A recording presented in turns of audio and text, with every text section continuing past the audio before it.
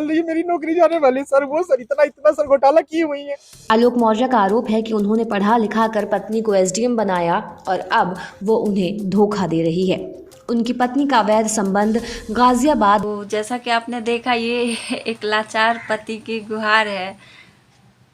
ये सही है, कुछ औरतें ऐसा कर जाती है जिनका परिणाम काफ़ी लोगों को भुगतना पड़ता है। एक इंसान के किए का परिणाम हर किसी को भुगतना पड़ता है कहीं ना कहीं। तो एक ज्योति मौर्य ने ये किया, उनके ऊपर कंट्रोवर्सी चल रही है, उनका विरोध हो रहा है। उन्हें जो भी हो रहा है वो बिल्कुल सही हो रहा है और ये होना ही चाहिए। लेकिन अब ज़रा ये देखिए, ये है ज्योति मौर्य के इंसिडेंट के बाद 136 पतियों ने अपनी पत्नियों को पढ़ाई छुड़वा कर बुला लिया घर। ये कहाँ का न्याय है? क्या ये उचित है? एक इंसान के कर्म की सजा आप हर किसी को दे रहे हैं। ऐसे ही समाज में औरतों को यूं ही कुछ करने का शादी के बाद मौका नहीं मिलता, और जिन्हें मिल रहा है उन्हें ऐसी एक दो टुच्ची औरतों की वजह से ये झेलना पड़ रहा है। लेकिन जो ये कर रहे हैं उनके घर वाले, मैं उनसे सिर्फ एक सवाल पूछना चाहूँगी, आप अगर दे सके तो जवाब दीजिए। और ये जो ट्रेंड चल रहा है इसके बाद सो कॉल्ड की कहनी के गौवे में नौआ लिखावा औरी पढ़ावा, बबुनी के लागल बस शहर के हवा औरी पढ़ावा। क्यों भाई, ये सारी बातें आप लोगों को और सारी इंसिडेंट्स के टाइम पे क्यों नहीं याद आती हैं?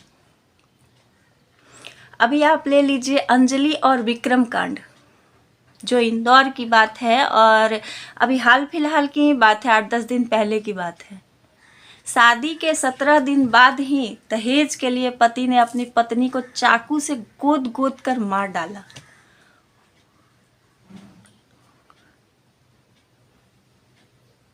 सोचते हैं आप कितने सपने लेकर गई होगी वो लड़की अपने ससुराल।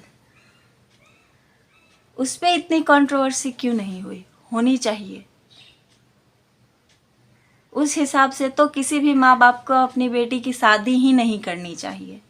अगर एक औरत के कुछ कर देने की वजह से सारी औरतों को नहीं पढ़ना चाहिए, जीवन में कुछ नहीं करना चाहिए, तो उस हिसाब से तो किसी भी माँ बाप को अपनी बेटी की शादी ही नहीं करनी चाहिए, क्योंकि ऐसे ऐसे तो हजारों मामले हैं। अब आप पूजा पानीपत का कांड ले लीजिए। उस औरत को बच्चा हुए अभी मात्र 11 दिन हुए थे, और उसके बाद उसका प्रॉपर इलाज ना करा के उसे घर लाके सिर्फ और सिर्फ दहेज के लिए उसकी सास के द्वारा उसके पेट के टाकों पे लात से प्रहार किया गया, जिसके बाद उसकी क्या हालत हुई होगी ये आप खुद सोच सकते हैं। 4 दिनों तक वो औरत हॉस्पिटल में जीवन और मौत की लड़ाई लड़ते हुए कितनी यातनाओं के बाद मरी होगी। पर नहीं, इसमें सारी गलती ससुराल पक्ष की नहीं है, इसमें मायके पक्ष की भी गलती है। जब एक औरत या एक बेटी जब ससुराल से फ़ोन करके बोलती है माँ बाप को कि हाँ मुझे ये प्रॉब्लम हो रही है, उस वक्त आप कहते हैं कि बेटा कुछ दिन की बात है, कुछ दिन में सब कुछ ठीक हो जाता है। आप एक बार ये जानने का प्रयास भी नहीं करते कि वहाँ चल क्या रहा है। और जब मर जाती है लड़कियाँ या कुछ ऐसा हो जाता है, उसके बाद आप आकर रोना शुरू कर देते हैं। मैं ज्योति मौर्य का पक्ष नहीं ले रही हूँ, उन्होंने गलत किया है और उन्हें इसकी सज़ा मिलनी ही चाहिए। लेकिन एक औरत के करने की वजह से आप हजारों औरतों की ज़िंदगियाँ बर्बाद नहीं कर सकते।